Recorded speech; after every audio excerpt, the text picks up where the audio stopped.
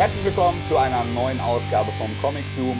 Ich habe heute das große Vergnügen, mit einem Künstler zu sprechen, mit dem ich vom ersten Tag an, seitdem ich deinen Anti-Held mache, sprechen wollte. Und zwar mit Mateus Santolouco aus Brasilien. Hello Mateus, how are you? Hello, I'm great. Good to I'm hear great. that. Yeah, nice to meet you. It's a pleasure. And of course, we want to talk about the IDW Turtles, the latest comic manifestation of the Teenage Mutant Ninja Turtles. That's a pretty big success in the United States. They developed a lot of one-shot issues pointing out the background stories of each hero and villain, and also many limited series.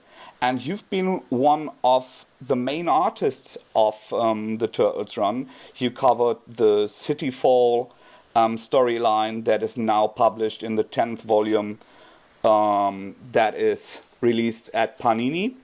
And you also were responsible not only for the art, but also for the writing in Secret History of the Foot Clan, limited series dedicated to the Foot Clan and Shredder. And quite a while now, I followed your Twitter and your Facebook page, and it doesn't seem to be just a job for you. You really seem to dig the Turtles. You really seem to be a big fan. Yeah, I really am. Yeah. The truth is that it's funny because I started to work with comics in 2006, and the one maybe because there was not a Ninja Turtle comic book coming out at the time, but the Turtles was the last thing that I even imagined I could be working with comics, and so here I am now, and it's great. It's just great. I am a fan. I grew up watching not much the cartoon, but every time I have the opportunity, I will watch the cartoon. The 90s movies were.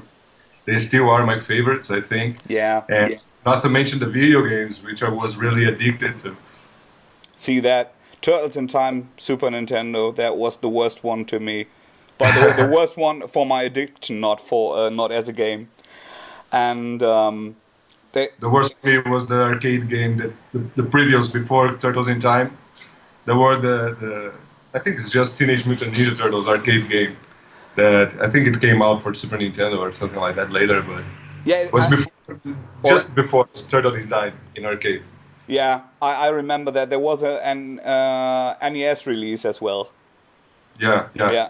Great games and great nostalgia. But the thing is, here in Germany, most people associate the Ninja Turtles with the 80s cartoon series that was very happy and vivid and colorful, and it was made for kids, for families. And just as you, I was blown away as a kid when I saw the first cinema installment with the puppets of Jim Henson, and it had this dark vibe that also the martial arts movies that my dad rented from our video store, like Bloodsport or all these mythical martial arts movies. And I loved that. I loved that crazy stuff with the mutants and the superhero stuff going on, mixed up with Asian mythology. And you seem to dig that too, because it was not the last, but it was the last volume that was released in Germany. This contains the full limited series Secret History of the Foot Clan that somehow reflects what I loved about the first movie and the original comic books. Yeah, when that was actually my second job with the Turtles. The first one was issue 5, and somehow they are connected, issue 5 and the Secret History of the Foot Clan, because in issue 5 they revealed a new origin story for the Turtles. In IDW, they are reincarnated persons from feudal Japan that reincarnated into turtles and then mutated into Teenage Mutant Ninja Turtles. And so somehow they are connected. When I was drawing I think there were like 2 pages remaining for me to ink on that issue 5. and was there that Bobby Colonel, the editor, approached me to write the secret history of the Foot Clan. So yeah.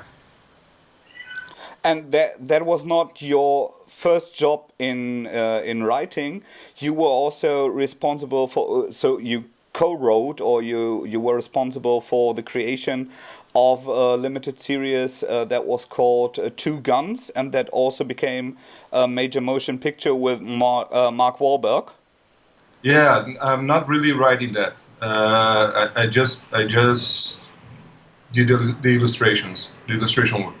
Okay, But in Two Guns, yeah. But what it was like my first main job for the United States comic industry was Two Guns.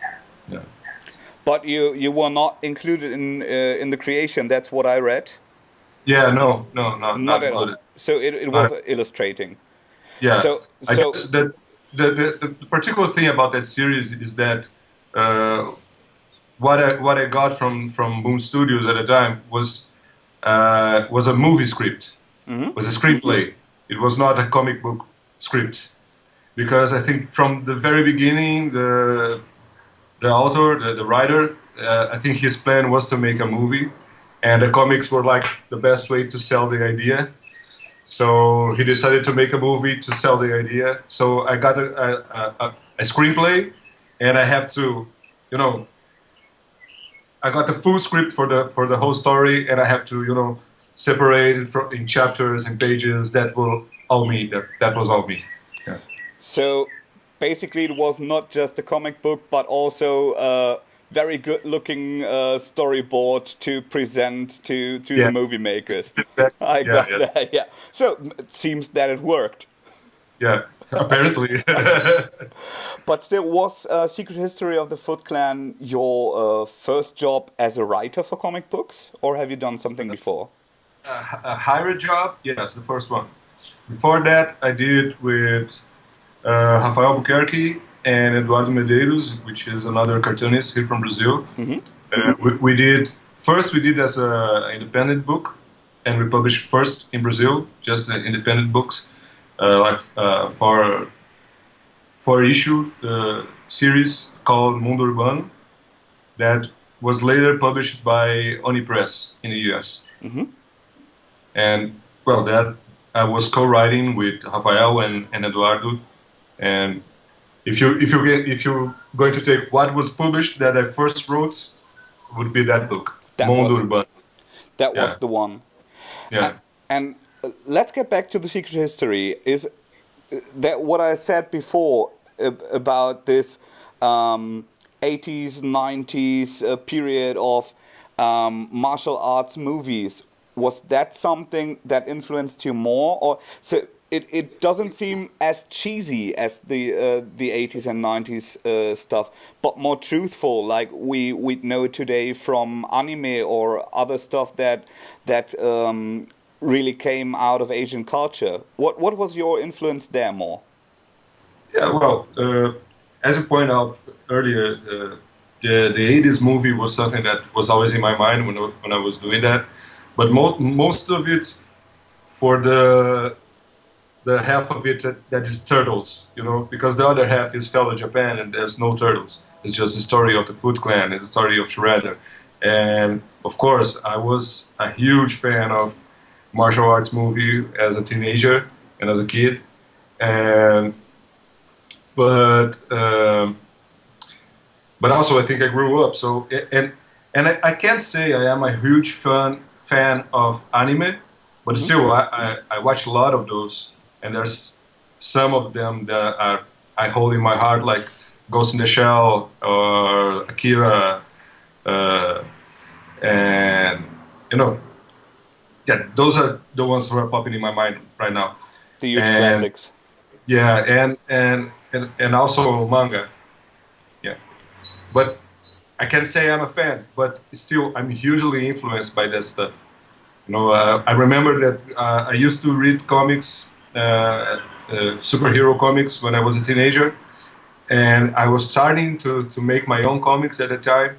And when I find out about Akira, like change my whole way to see comics, you know, mostly because in American comics you can read like a book in 5 minutes, 10 minutes maybe, and if there's not a lot of, or maybe you take 20 minutes if there's a lot of dialogue, and then you will take an issue from Akira and it was like 68 pages and you read in the same time or less, Yeah. because the action is so the imagery carries the action, you know. It's not as much the talk and the narrative, the written narrative and the comics, and that changed the way I see comics, because in a way I was always in love with movies, with cinema, and when I discovered Akira and then later a few other manga stuff, I noticed that, well, this is a way to make movies in comics,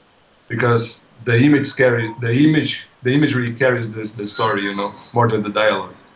And so in Secret History, I was trying to, I'm not sure it was a conscious decision, you know, I'll take this from that and use this here, but just since the whole story takes place in feudal Japan, is about samurai and ninja, it was like inevitable to bring the stuff I was in love when I was a teenager, you know. Yeah, you totally can feel that, and I loved it. And Secret History had 4 or 5 issues. 4, I think it were originally. Sorry.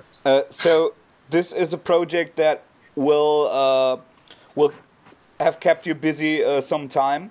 But when we are talking about Cityfall, that just got released here in Germany, and I hope many people will find and love it, because it's a brilliant approach to superhero comics. You were heavily involved in many issues there. You did a lot of cover artworks that got connected. IDW did that again, and with a intersecting cover for the Battle of New York that you did, all issues. Is there any time to do something else but the Turtles in your life when you're working on a project like this? Not really, not really. I wish there was. The truth is that I'm not very fast, and as every artist, I can be a procrastinator sometimes. So I would really love to be more organized or more faster, so I can make more stuff of my own, for example. But you know, you have to choose priorities, and right now my priority is the Turtles, and I'm happy with it. I'm happy and blessed. And it was the best response I ever had with my work out there. So yeah, I'm staying truthful, I'm staying faithful, and I'm staying faithful to those guys, because you know I'm here because of them. And yeah, so yeah. You sure should. Yeah. But speaking of creation and of illustrations, the story is written by mostly by Tom Waltz, and he's counseled by Kevin Eastman, one of the original creators, who also from time to time does additional artworks for covers or annual special issues. But from the point of writing, the transfer to the illustrations, there also is character design. How heavily are you involved in character design, in the look and feel of characters? It depends. It depends on the story arc, I think. Because, well, in Secret History, in issue 5, for example, that was the story presenting the new origin of the Turtles. So we saw there a version of Shredder who lived in feudal Japan.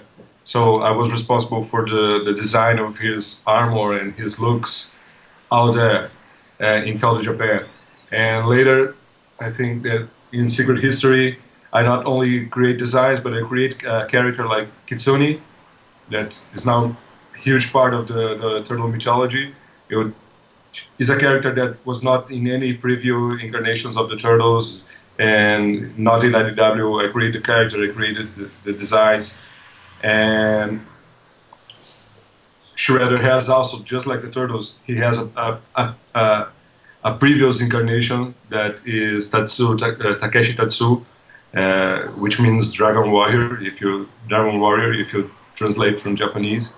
And I created his design as well. And then later in City Fall, I was able to create, I can't say create, but to redesign Bebop and Rocksteady, and also Dark Leo. Yeah, I love that one. Yeah, it's my favorite one as well. From the new characters. So from time to time, I'm called to design characters. I think sometimes Bobby, the editor, he picks some characters. I like to see this one in Mateus' perspective. So he threw them to me, like Leatherhead lately. I don't think that was published there yet. Leatherhead arc. Yeah, it is not yet in Germany, but I took a peek and read the US issues. Yeah, so I did his design. I did design for some redesigns for some. I'm saying designs, but they are all redesigns, And that's the fun part of it, because I got to take these old designs and all the other designs that are pre-existing so far, like Red King, Mondo Gecko, and sometimes there are new characters like Herman the Hermit Crab. Yeah. Yeah, sometimes there are new characters that I got a chance to create the designs, and it's fun to play with. It's fun to kind of try to get the feel of the nostalgic feeling that you're seeing that old character, but still try to make it fresh. Yeah. I think that's what's so lovable about it. It has this dark twist that the original comics had, that the first movie had. It reintroduces this colorful characters like Mondo Gecko that were from the cartoon show, but it also introduced new characters like the ones you mentioned from the Secret History. But I also love Apopex, the Ice Vixen, or Old Hop, of course. As a cat owner, you gotta love Old Hop, and it's brilliant what they turned it into, and I love to see the IDW Turtles universe evolving and expanding. They in the US there was a new series that just started. Will you be involved there too? No. A few months ago, I was about to go to the US to attend San Diego Comic-Con and a Comic-Con in Miami. And before that, Bobby approached me, the editor approached me, and asked me, okay, that's this new book. I was already aware that the book, the new title, will be coming out. So he asked me, you want to draw the new book, or you want to stay on ongoing? If you want to draw the new book, you have to start right now. So right now it's impossible because I already have these flights and all these trips. This trip to America, in my schedule. So I'm sticking with the ongoing, which I'm happy with. It's no problem at all, and I'm happy with the opportunity to spend the universe in this other title is really fun, because on contrary that different from the micro series and all the stuff they used to do. They'll have a book that is mainly for the sidecast, Mm-hmm. And you have so much characters out there that can be explored, and it can be fun to read, But as much as I love the Turtles, are there any projects in the near future that you will be included in as well? No, not in the really near future. No, not in the near future. I'm staying with the Turtles. Right now, I have a new run that's starting right now. It's one single issue and 2 short runs, 4 issue and 2 issue. We'll see how that develop, because sometimes schedule and deadlines, they don't allow me to you know, and I really love to take my time with the pages. You know, I don't like to deliver rush work. So sometimes we reach a point and say, okay, you have to turn that to someone else because I will not be able to do it. So and so far we have this I think is in total will be like 7 issues. Mm-hmm. And I'm starting them right now, but they will be in the stores in the US in December, then February, and so on. And we start to talk about me writing. I don't know if it will be a one-shot book or a miniseries. We're still negotiating that. Not negotiating, but you know, you have to if you're going to put something out there, you have to make sense for the story, and that's one thing I really love about what IDW is doing, because they'll not do stuff for, you know, just for free, just to, you know, let's make this because this will sell. No, they really want to build solid storytelling with these guys, with the turtles. So we see how that's going to happen, but it will happen. That we're just working on details right now. Absolutely, that's what I see. What IDW does, evolving and expanding universes. There are many good comic books that I love that come from there. Lock and Key, one of my favorites.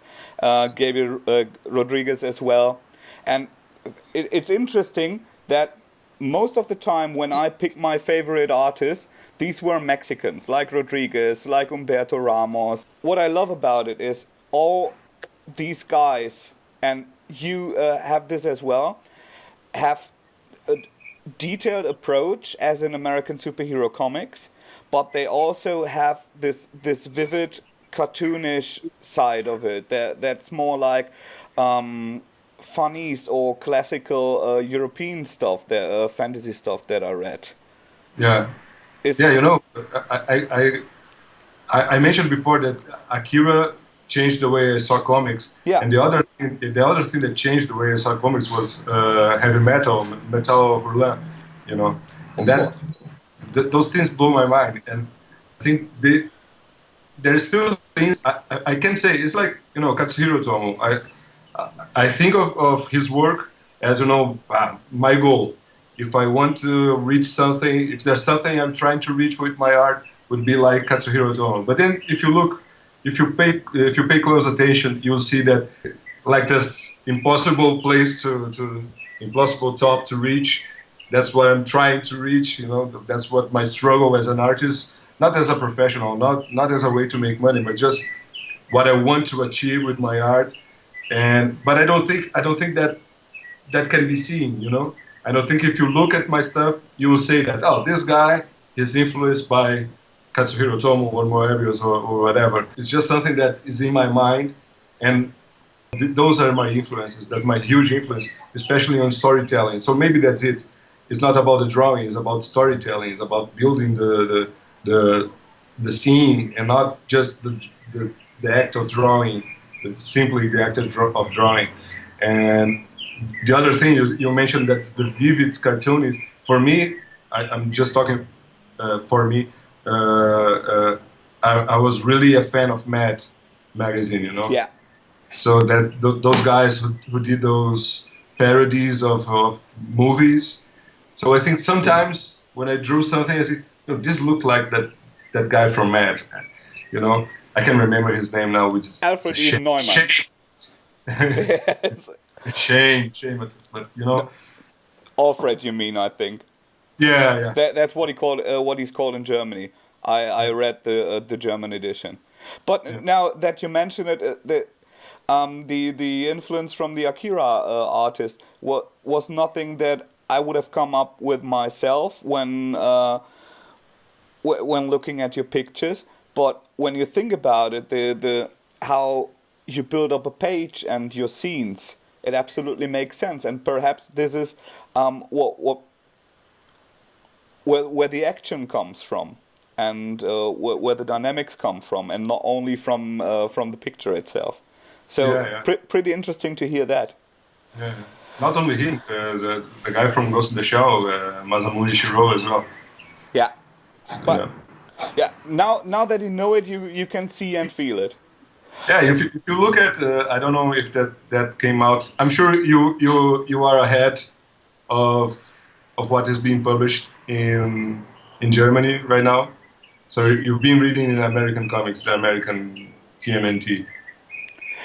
Both. So I try to hold myself back because sometimes it's hard for me if I read it before in English and then a few months later I read it again. So I try to hold myself back. So I'm looking forward to the new German edition. Yeah, okay. But it not always works for the TMNT. Yeah, yeah. Well, but there's the metalhead character, you know. Yeah. Which I design as well.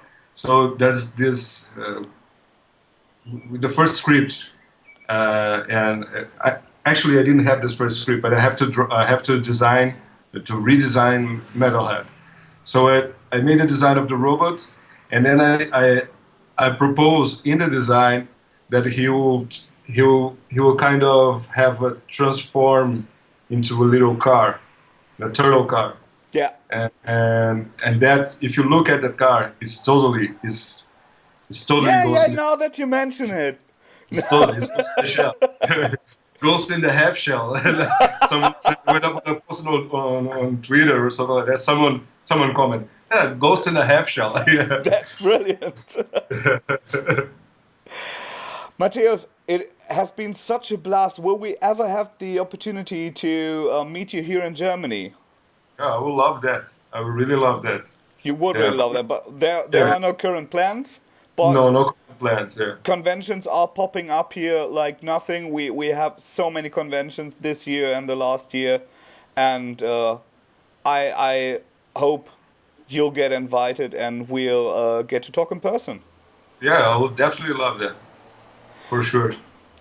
Thank you for the interview. Thank you for. Maybe I get for tourism. Who knows?